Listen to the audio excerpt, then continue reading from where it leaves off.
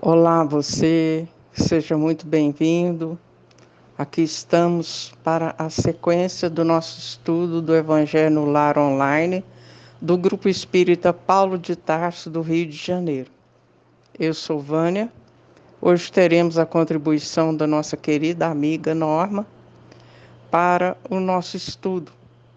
Lembramos a você a importância de realizar o Evangelho no seu lar, a fim de que você se sinta amparado, confortado e fortalecido para enfrentar os desafios diários. Contamos com você para nos ouvir e para compartilhar com seus amigos esse momento de estudo do Evangelho de Jesus à luz do Espiritismo. Vamos fazer a nossa prece inicial? Mestre Jesus, com os corações agradecidos por tudo que temos recebido, pelas oportunidades abençoadas de aprendizado e serviço no bem, aqui nos encontramos para o nosso estudo do seu Evangelho à luz da doutrina espírita. Rogamos as bênçãos de paz para todos os lares, que todas as famílias sejam amparadas e assistidas em suas necessidades, principalmente as de caráter espiritual.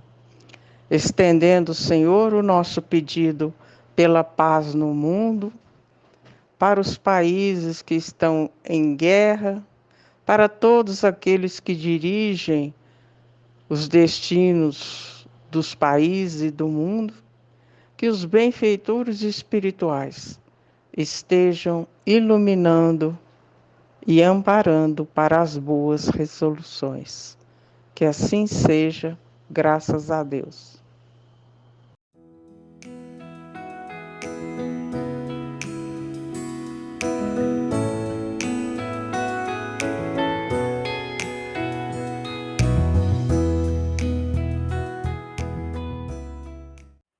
Olá, queridos irmãos, que sejam de paz os nossos pensamentos e os nossos sentimentos.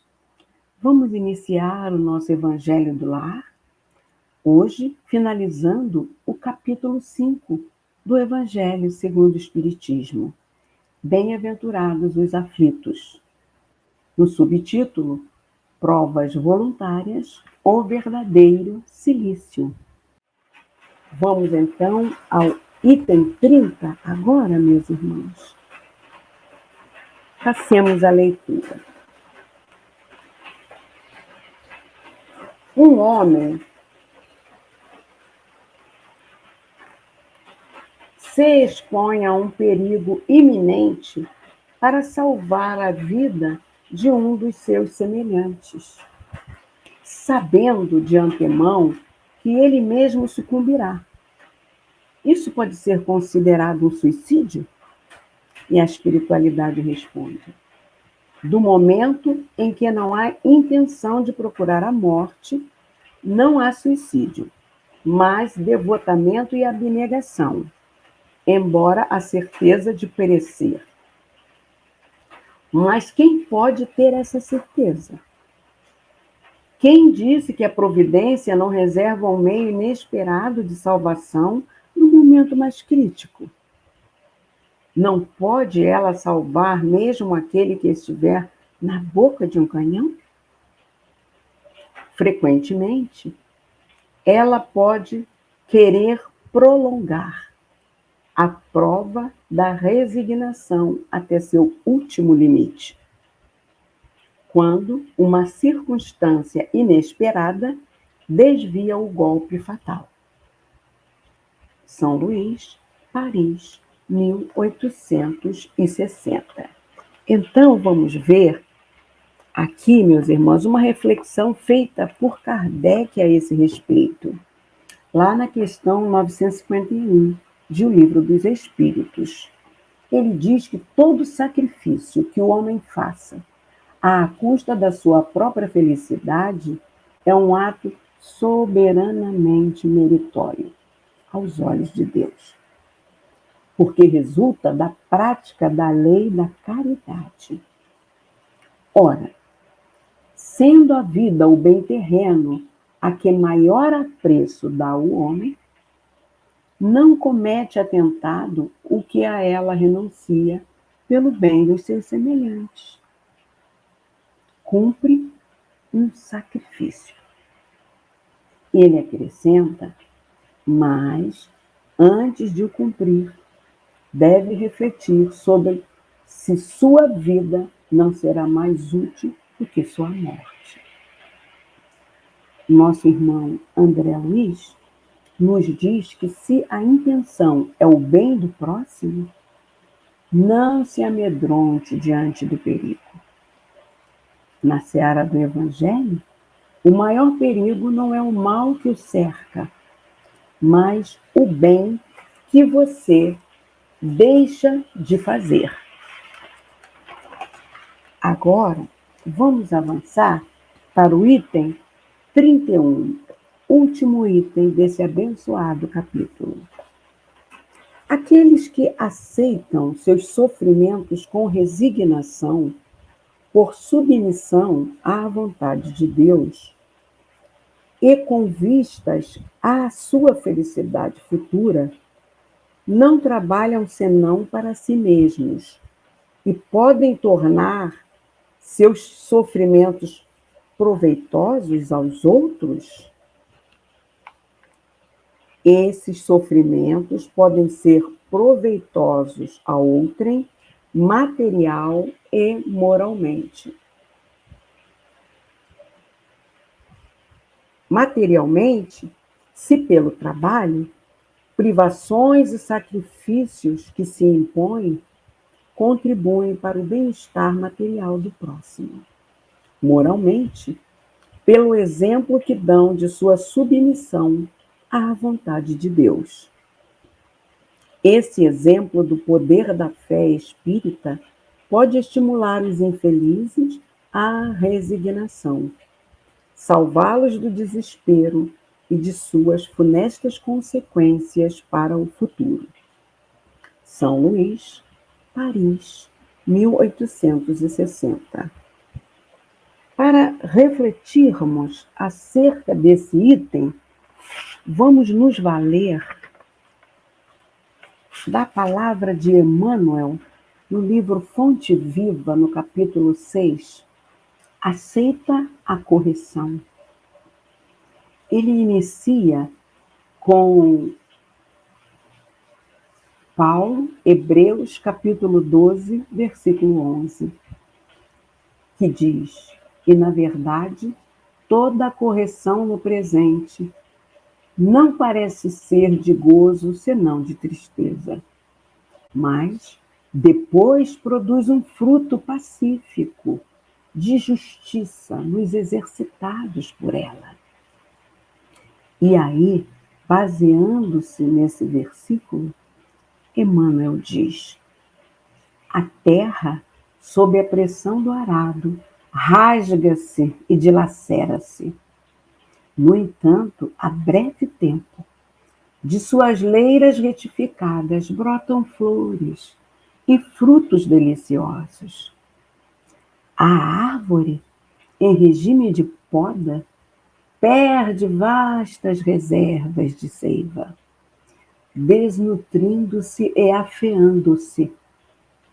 Todavia, em semanas rápidas, cobre-se de nova robustez, habilitando-se à beleza e à fartura. A água humilde abandona o aconchego da fonte sob os impositivos do movimento, alcança o grande rio e depois partilha a grandeza do mar. Qual ocorre na esfera simples da natureza, acontece no reino complexo da alma. A corrigenta é sempre rude, desagradável, amargosa.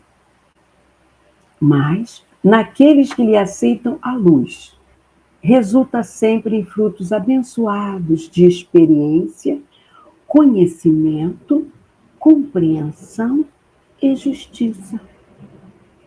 A terra, a árvore e a água suportam-na através de constrangimento. Mas o homem, campeão da inteligência no planeta, é livre para recebê-la e ambientá-la no próprio coração. O problema da felicidade pessoal, por isso mesmo, nunca será resolvido pela fuga no processo reparador. Exterioriza-se a correção celeste em todos os ângulos da Terra. Raros, contudo, lhe aceitam a bênção, porque semelhante dádiva, na maior parte das vezes, não chega envolvida em arminho. E quando levada aos lábios, não se assemelha a saboroso confeito. Surge revestida de acúmulos, quer dizer, espinhos, né, meus irmãos? Ou misturada de fel, à guisa de remédio curativo salutar. Não percas, portanto, a luta, a tua preciosa oportunidade de aperfeiçoamento. A dor e o obstáculo, o trabalho e a luta são recursos de sublimação que nos compete aproveitar. E para finalizar, nós vamos nos valer do livro Vivendo o Evangelho, né, volume 1, uma psicografia de Antônio Baduy Filho, pelo nosso querido André Luiz. No capítulo 6, tem por título a lição, 6, que tem por título Resignação. Diz André Luiz, para o nosso esclarecimento: o exemplo espalha o perfume da resignação com quem você vive. Você trabalha com afinco, sustenta a família, não lamenta o suor. É o exemplo da abnegação. Você se priva de algum bem, atende à necessidade alheia, não cobra gratidão. É o exemplo da caridade. Você sacrifica a saúde, dedica-se à causa nobre, não espera reconhecimento. É o exemplo da renúncia. Quantos, palmilharam esse exemplo? Nosso querido Chico, nosso querido Kardec, nosso querido Bezerra de Menezes, Irmã Dulce, Madre Teresa, tantos, meus irmãos? Então é possível que nós façamos. Precisamos dar passos nessa direção. Eles nos servem como faróis. Você tem a doença difícil, prossegue André Luiz. Faz o tratamento possível. Não reclama do sofrimento. É o exemplo da aceitação. Você recebe a ofensa, sofre em silêncio. Não revida o ataque. É o exemplo do perdão. E às vezes, a ofensa nos chega mesmo dentro da casa espírita que frequentamos.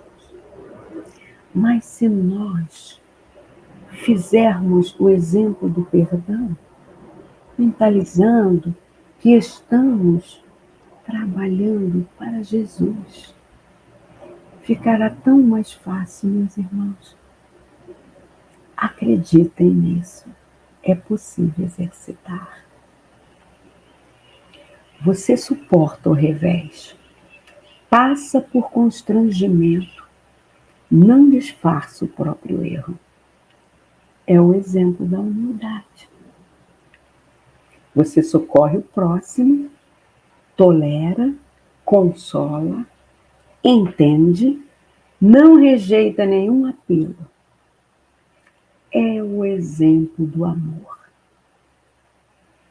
Em qualquer circunstância, seu exemplo de resignação será luz nos corações aflitos que lhe partilham a jornada.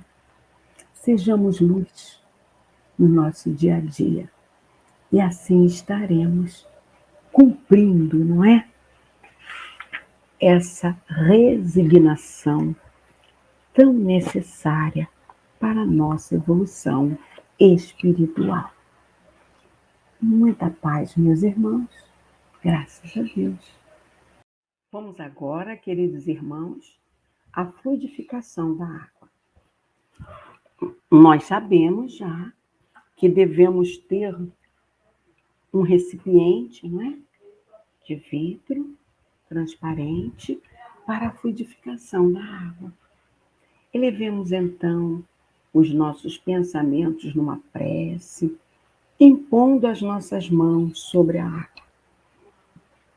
Graças a Deus, Senhor Jesus, Senhor da vida, permiti, Senhor, que os seus benfeitores de luz aqui presentes em seu nome façam jorrar sobre esta água seus fluidos balsâmicos, medicamentosos, que unidos aos nossos humílimos fluidos, possam transformá-la num remédio para os nossos corpos físicos e espirituais.